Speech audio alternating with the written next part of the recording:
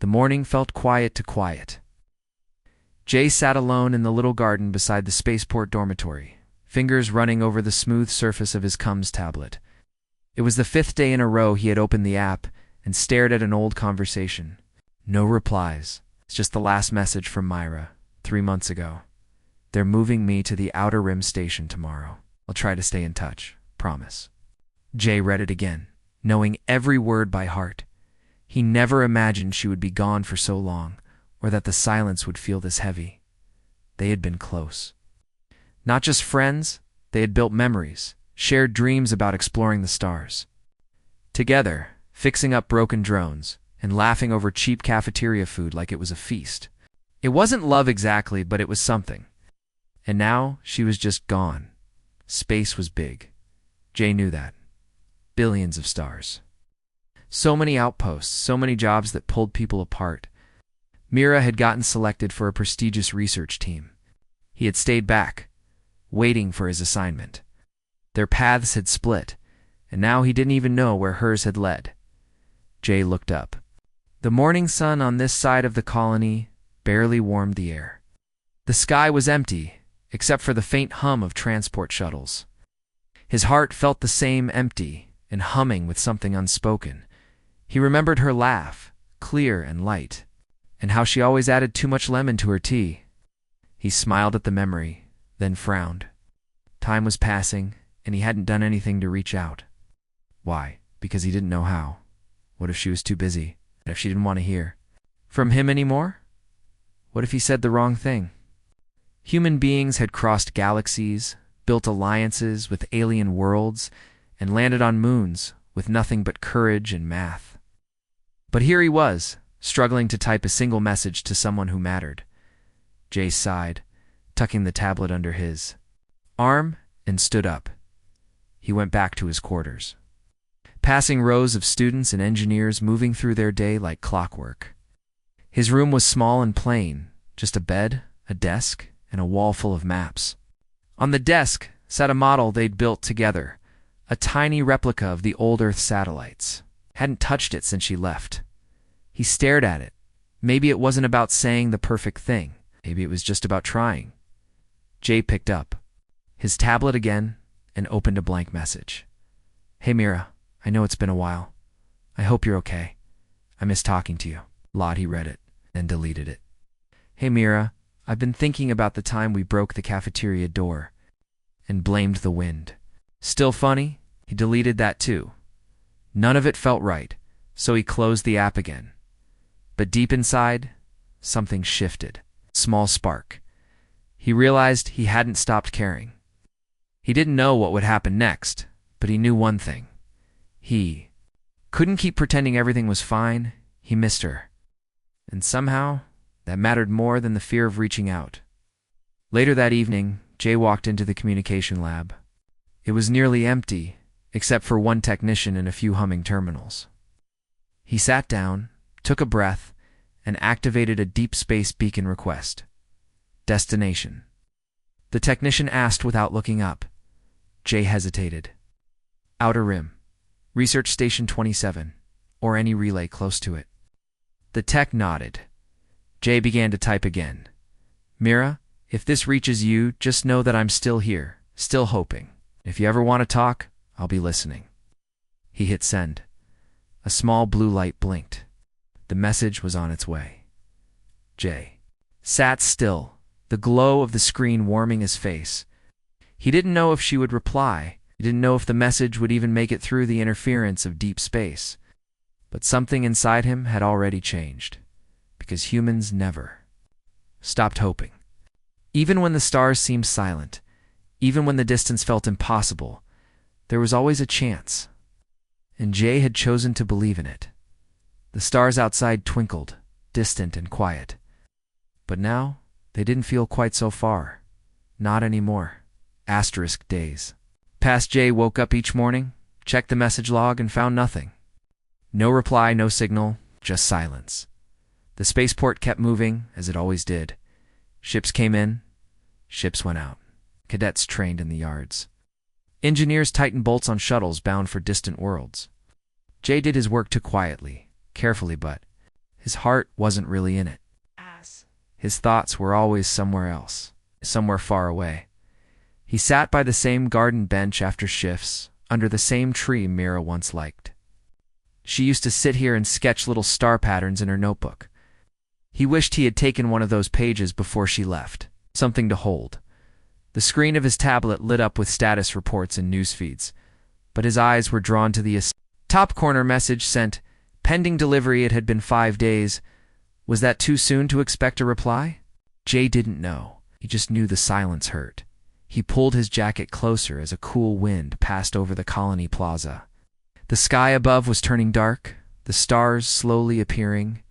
It was always beautiful here after sunset, especially when the larger moon rose.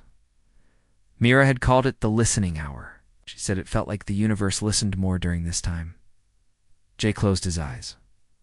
"I wish I knew if you were okay," he whispered. "I wish I could just see your face for 1 second." He opened the Come app again. Still nothing. Then something happened. A soft chime. Different one. Jay's eyes flew open. He checked the message log. But it wasn't from Mira. It was from the relay station. Message unable to deliver. Recipient station offline or signal blocked. Jay stared at it, unsure what to feel. The message hadn't even reached her.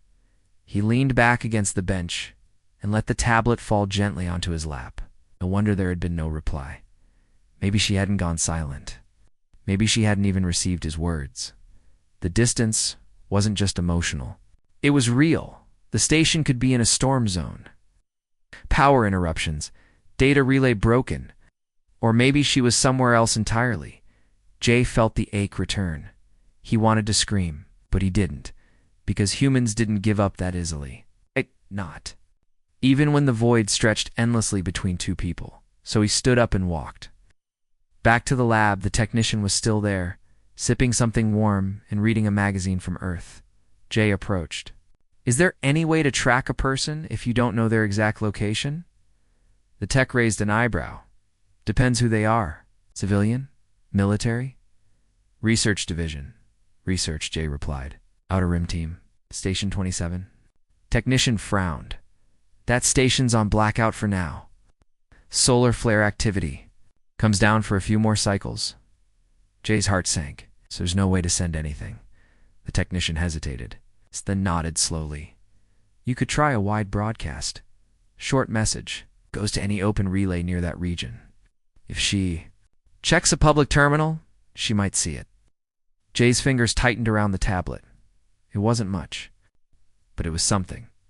Back in his room, Jay didn't sleep. He wrote the message again, simpler this time. "Mira, I don't know if this will reach you. I hope you're safe. I'm still here. I miss you. I'll keep waiting." He recorded it. In his voice too, just in case she needed to hear it, not just read it.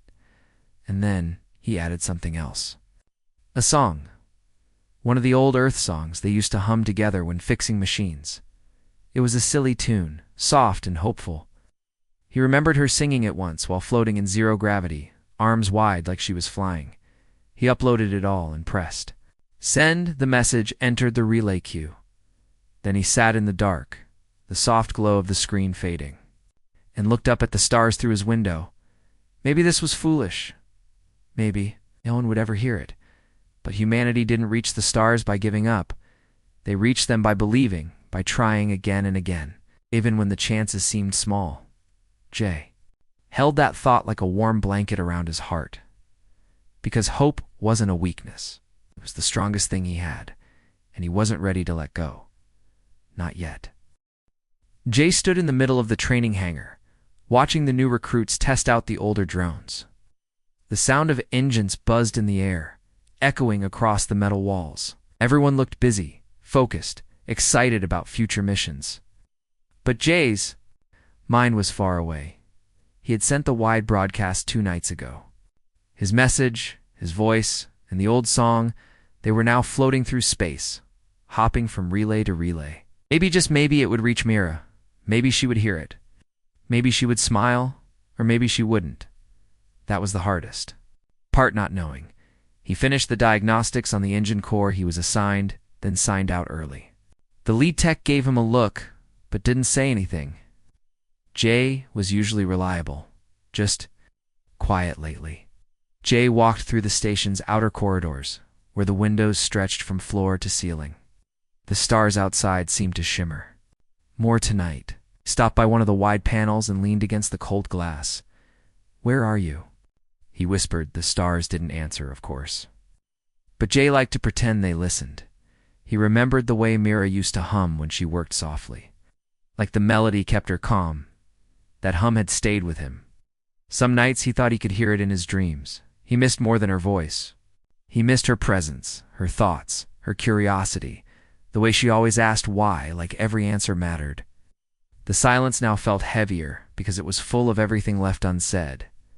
Jay pulled out his tablet. He checked the message. Logs. Still no reply. His heart sank again. He knew he should move on. He knew people got busy, got lost, moved forward. But something deep in his soul told him it wasn't over. Hope had kept humans alive through storms, space, war, and time. Maybe it could carry him through this, too. Later that night, Jay walked back to the engineering bay. It was empty now, lights low, machines sleeping. He opened one of the drone bays and pulled out a small repair unit. It wasn't made for long. Distances. But Jay had an idea. He started customizing it. He added a memory core. Loaded with every moment he had saved, photos, messages, her sketches, the songs they loved, and the recording he'd sent. Then he adjusted the programming so the drone could scan for her name across any open network. He even painted a small star on its shell. Just like the ones she used to draw in her notebook. It took hours, by morning.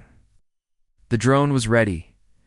Jay walked to the outer launch platform with the tiny unit in his arms. A few other engineers were preparing a transport ship nearby, but they didn't question him.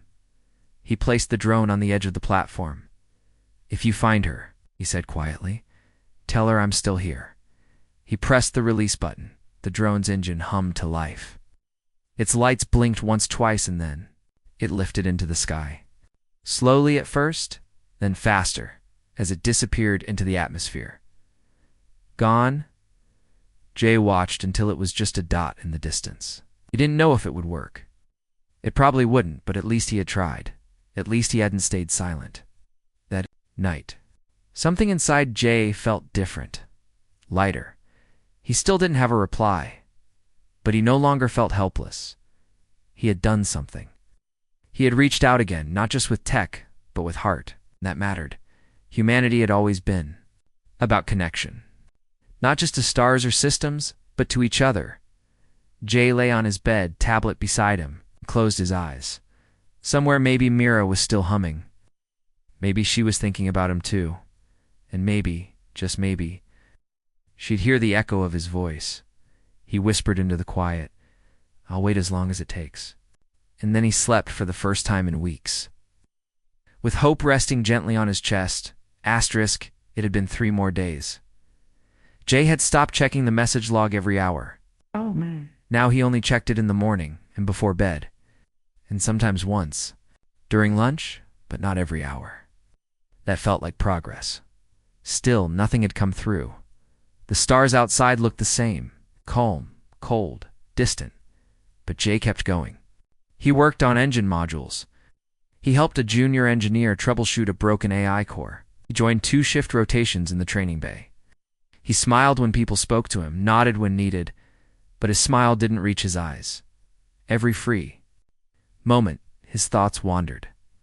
What if she had forgotten him? What if she had found a new group of friends, a new routine, better place? These thoughts hurt, but they weren't cruel. Just sad. Jay didn't blame Myra.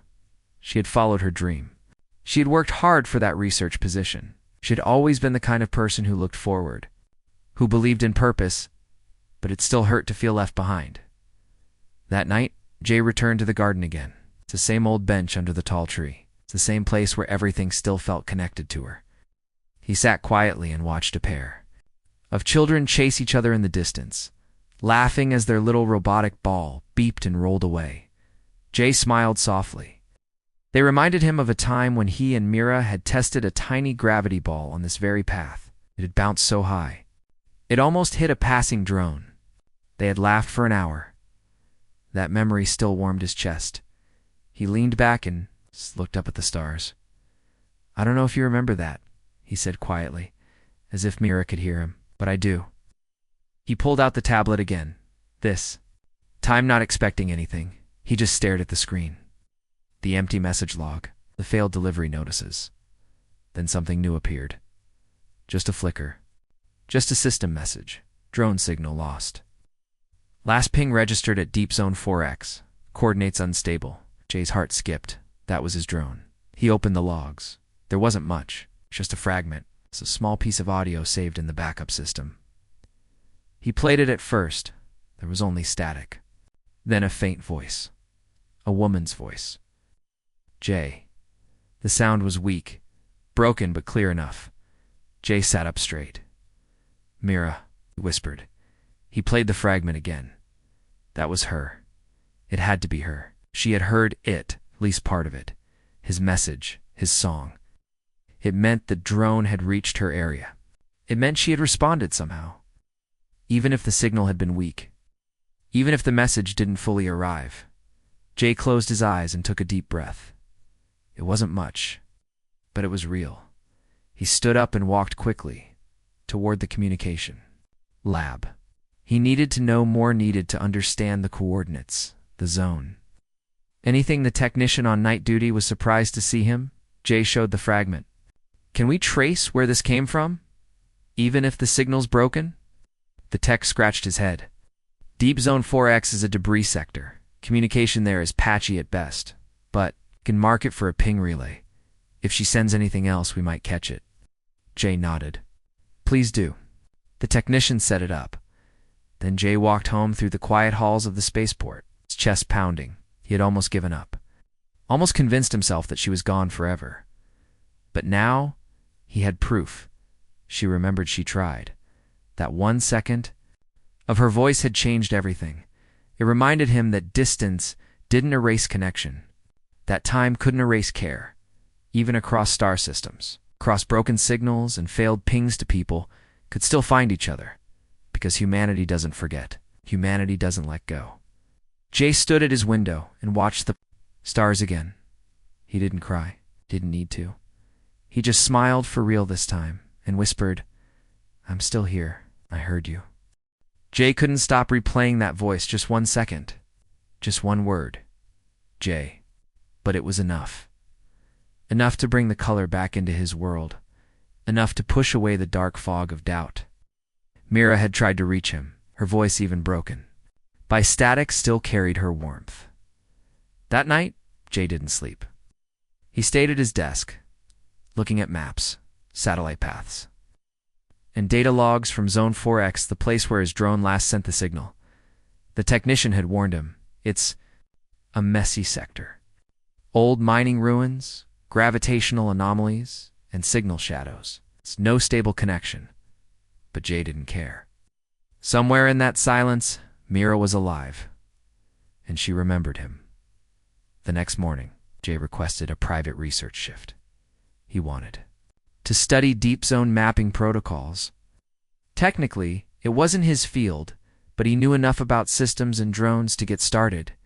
He pored over code, network reach paths, and artificial echo scanners. No one asked why he was doing it. Just assumed he was curious. Jay had one reason only to find her. To make sure her voice wouldn't disappear into space again.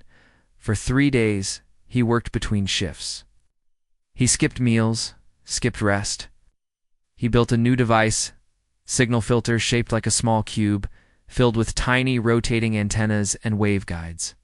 It could capture low-frequency patterns and sort them by voice tones. He added Mira's voice sample. The 1 second he had as a target match. Then he programmed it to listen all the time. Everywhere he placed the cube by his window and activated it. Its soft blue light blinked quietly, waiting, and then Jay waited too. Each night, he watched the cube. Each morning, he checked the log. Nothing yet, but hope was different now. He wasn't sad. He wasn't lost. He had a goal. A reason to move forward. One evening, while finishing a drone tune-up. Jay found himself humming the silly song they loved again. The one from Earth, the one they had joked about during their first training camp. He caught himself smiling as he worked. It hadn't happened in weeks. Then his tablet buzzed. Not a message, but the cube log had updated. Jay rushed back to his room. The cube was still blinking. The screen showed, possible match, audio length, 3 seconds. Source redirected relay. He opened the file. It was broken, full of static again. But through the crackling came a whisper. Still listening, miss you too. Jay's breath caught in his chest. 3 seconds. 3 precious seconds. She heard him. She had found a way to speak back again. It wasn't much, but it meant the world. He sat down slowly, clutching the tablet with both hands. He didn't need anything more at that moment. He didn't need a full conversation or an explanation. He just needed to know she still cared, and now he did. That night, Jay looked at the stars and imagined Mira out there doing the same. Somewhere in the dark, she was alive, thinking of him, trying to speak through broken networks and signal storms. So he sent another message. Simple, heartfelt. I'm still here. I'm listening. I miss you too. I'll wait. Catch the song again. And this time, he added a short video clip of memory from the day. They'd raced floating crates across the launch bay and ended up laughing so hard they couldn't breathe. He knew she would. Remember, as the message uploaded to the wide beam relays, Jay didn't feel small anymore. He didn't feel forgotten. He felt human. And being human meant carrying feelings across light years. It meant reaching beyond silence. It meant not giving up even when you didn't know what would happen next. That was humanity's gift, not just science, not just ships and machines, but heart. Even in the darkest silence, humanity found ways to speak. Jay sat by the window all night. The cube kept blinking, stars kept shining, and hope, quiet, steady and strong, kept growing inside him. Jay no longer felt empty. He still missed Myra, but the sadness had changed. Now it had purpose. It moved with him. It wasn't just Pennant was longing, filled with hope. He woke early every day, checked the cube, checked the logs, and then worked in the hangars like normal. But in his heart, he always listened, always waited. 3 seconds of her voice still played in his mind. Still listening, miss you too. He had memorized it. Every sound, every small breath between the words, even in a galaxy filled with machines and signals. Nothing compared to the sound of a real voice, especially hers. One afternoon, while working on a shuttle wing near the launch deck, Jay overheard 2 crew members talking. Deep Zone 4X just cleared for minor travel again, one of them said. They're sending survey ships soon. Jay dropped his tool. He turned toward them quickly. Did you say Zone 4X? They nodded, surprised. Yeah, some of the radiation storm passed. Still unstable, but safe enough for short trips. Jay's heart raced. That was where the last signal came from, where Mira's voice had reached him. He ran to the access terminal and checked the travel list. There it was. Survey Shuttle 1 to destination. Zone 4X. Departure. 2 days. Jay didn't hesitate. He submitted a request to join. The next 48 hours felt like forever. He prepared supplies, charged extra batteries, and packed his signal cube. With Mira's recordings, if there was even the smallest chance of reaching her, he had to take it. On the morning of departure, he stood beside the shuttle, staring at the stars. I'm coming, he whispered. The flight was rough. The closer they got to the deep zone, the more the ship shook. The crew around him joked nervously, but Jay stayed quiet, holding onto his pack. When they arrived, the world outside the shuttle looked strange fields of silver dust, broken satellite, shells, and distant energy waves rippling through the sky. Jay stepped off the ramp and looked around. She was here somewhere. She had to be. He walked toward an old signal tower. It had long since shut down, its panels rusted and bent. But he saw marking scratched letters on the side. M and J. His heart stopped. Mira had been here. He dropped to his knees and ran his hand over the letters. They were real, not data, not memory. Just human hands carving something real? Jay stood and turned on his signal cube. He set it to wide-open reception. It blinked. Searching then, he walked. He followed the direction the cube pulled him toward. It was faint, but growing stronger. A soft sound came through.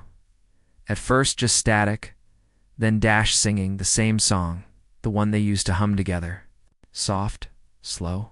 Carried on an old broadcast signal, Jay followed the sound until he saw a small structure near the edge of a crater. It was simple, half-buried, with a broken antenna sticking out the top inside. The lights were dim, but working, and then he heard a voice. Jay, it was real. He stepped into the shelter. Mira stood at the far side, a surprised look on her face, eyes wide, tablet in hand. She was thinner, tired, but still her. Jay didn't speak right away. His eyes were full. His voice wouldn't work. She smiled. I knew it was you. I heard your message. Jay nodded slowly. I heard yours. Too. For a moment, nothing moved. No machines. No tech. Just two people once separated by stars now standing face to face. She walked forward, and they hugged. Not long, not dramatic, just enough. Enough to say everything words, COULDN single quotes. Later, as they sat beside a console, Mira explained. I was assigned here to study signal ghosts. Then the flare hit. Everything went dark. No way to contact anyone but your drone. It found me, your song it. Made me cry. Jay smiled softly. I didn't know if you'd hear it. I always listen, she said. That night, they sat outside under the stars, just talking, laughing, remembering, not planning, the future, just feeling the present, because sometimes it's all humans need. Not perfect answers, just connection. Jay looked up, feeling peace for the first time in months. The stars above were silent again. But now, he wasn't afraid of the silence, because it had brought him back to her. Jay and Myra sat side by side on the rocky edge of the crater. The stars above were bright and cold, but the small fire they had built warmed their faces. For a long time, neither said much. Words felt too heavy after months of silence. Jay looked over at Mira. I thought I lost you, he said softly. She smiled, eyes shining. You never gave up. Jay nodded. I didn't want to. It felt like part of me was missing. Mira reached out and took his hand. Me too. They talked. About everything, the space station, the long days, the loneliness. But they also talked about dreams, plans, the future. Mira told Jay about her work on the Deep Zone, about the strange signals she'd studied, and how the flare had knocked out all communication. She had felt lost, but hearing his message gave her hope. Jay told her about the nights he spent waiting, sending messages, building the drone, and never stopping hope. We did it, Mira said quietly. We crossed that distance. Jay smiled. We did. Even though it seemed impossible. Together, they decided to send a stronger signal to the Colonia message, not just with words, but with images, sounds, and hope. They worked all night, building a transmitter from the old parts scattered around the station. When the signal finally went out, it was clear and strong. It carried their voices, their faces, and the promise that they were both still here. Back at the colony, the message arrived. People listened. They smiled, because this was more than a message. It was proof that humanity didn't forget its own. No matter how far someone went, no matter how lost the signal, humans always reached out because hope was stronger than distance, because connection was the true power of the stars. Jay and Mira stayed at the Deep Zone for a while, repairing equipment and helping the research team. But every day, they talked about returning home. Not just to the colony, but to the people who waited for them. As they prepared for the journey back, Jay looked at Mira and said, "Thank you for not giving up. For reminding me what it means to be human." Mira smiled. We both did. The human way. The shuttle lifted off, heading back through the stars. Jay watched the Deep Zone fade behind them, feeling lighter than ever, because hope had built a bridge between two hearts. and humanity had crossed it. Asterisk. The shuttle hummed softly. As it flew through space, carrying Jay and Myra back to the colony, outside the windows stars stretched into endless ribbons of light. Inside, the small cabin was warm and quiet. Jay looked at Myra. She was tired but smiling. For the first time in a long while they felt close again, not just in space, but in their hearts. The months of waiting, of silence, fear it, all felt like a distant dream now. They had crossed the distance. They had found each other again as the colony came into view, bright and alive. Jay's heart beat faster.